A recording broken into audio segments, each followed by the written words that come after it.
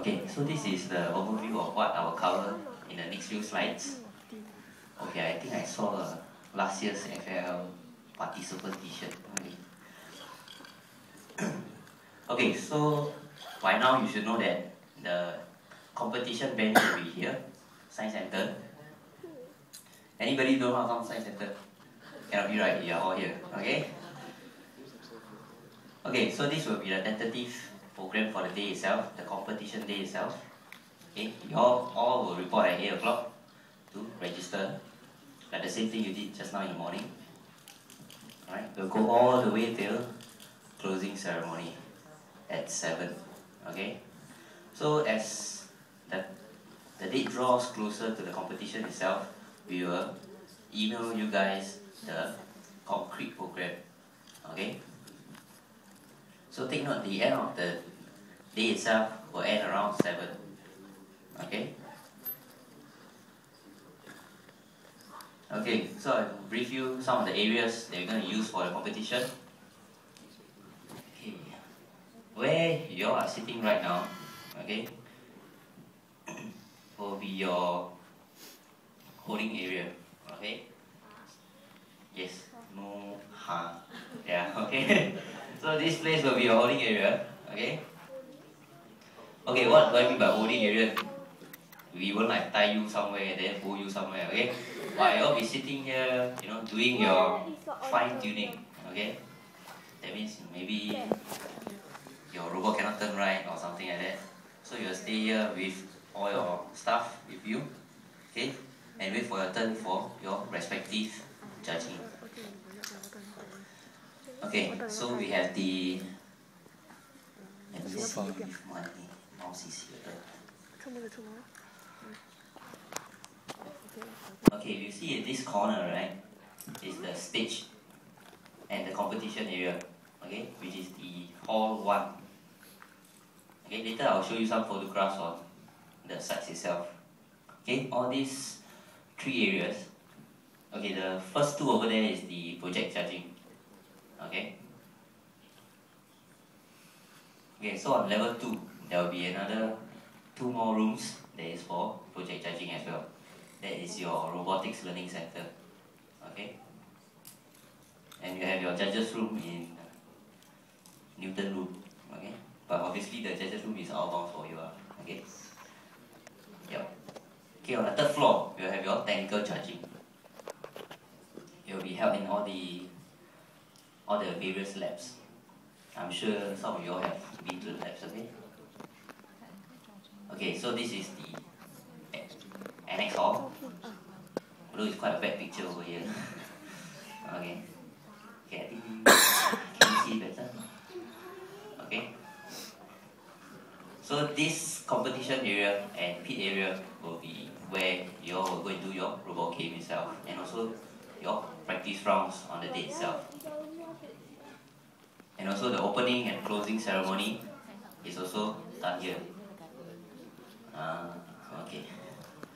Let me try to go back to the picture. Okay. So this view is taken from the stage. Okay. So your opening and closing ceremony will be held at the same place. Okay, so next thing, the project judging. Okay, so this is their studio rooms. So obviously we'll provide a screen so that you can project your presentation. Please bring your own laptops and speakers if you have. Okay, this is another room. Okay. Okay, so this is the robotics learning center on level 2.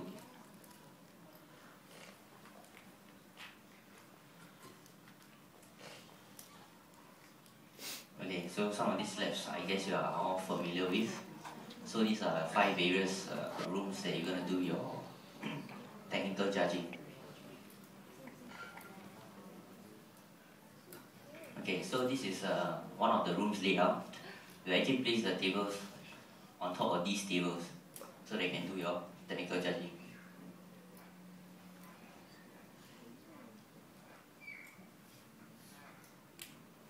Okay, so these are the schedule of teams. So by now you all know that for the robot game you have 3 runs. Okay, 2.5 minutes. Okay, for project judging, please take note that you have 5 minutes to present and then 5 minutes for Q&A. Okay. Okay, the presentation of 5 minutes includes the setup of your laptops to the projectors. Okay, robot design, same thing. 5 minutes for presentation and then Q&A. Okay, so teamwork, like we have done for the past 2 years, there will be teams of roving judges going around. Be it you are in the pit area, be it you are in the practicing over here in the coding room, they will just find you and then you may not know they will be judging you. Okay, so just keep a lookout for them if you can.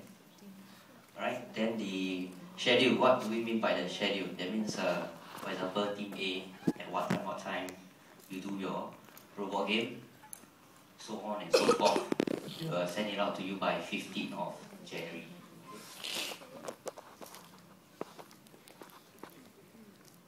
Okay, so what happens if there's a tie break in the robot game itself?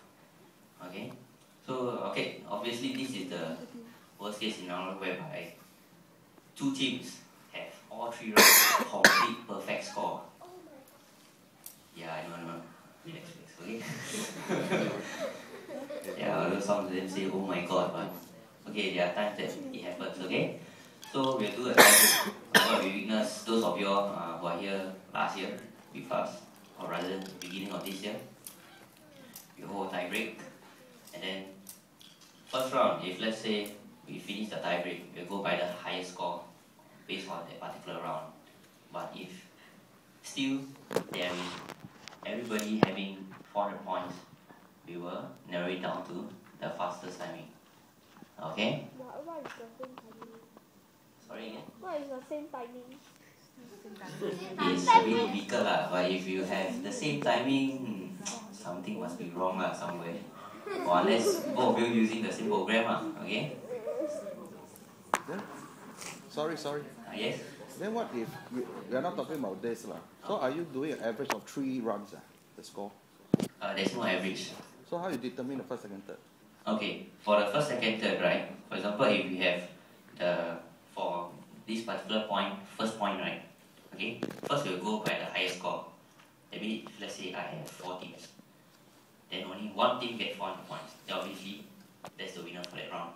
So as long as the team get 400 points, and there's multiple teams with all 400 points, then they are going to come back together and compete again. Is it? Oh, the 3 rounds, as long as you get 1. Okay, before we settle the tie breaking part, right? Because you have all 3 rounds, correct? Yes. Correct. Okay. So if let's say we have 2 teams who have more than 400 points, I mean not saying more than 400 points, 2 times of 400 points, because they will be on par. For example, I have 1 team who have 1 round that has 400 points, and I have another 2 teams that have 2 rounds of 400 points. Then we'll put that two rounds of 400 points. I understand if it's 2, it's very simple. Okay. If let's say 3 rounds, there is 10 teams with minimum 1 run, 400 points. And the top 10 teams are all like that. Okay. So how are you going to differentiate the... Okay, all these teams, right, they so-called qualify into the tie-breaking round. So they will go tie-breaking again? Yes, correct. It's a separate round altogether. So tie-breaking, 1 run?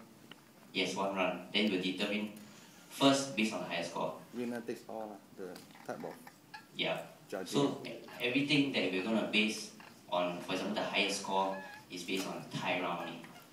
Okay? So if let's say, worst come to worst, after that tie round, I still have 2 teams with 400 points, then we'll narrow it down to the fastest time completed.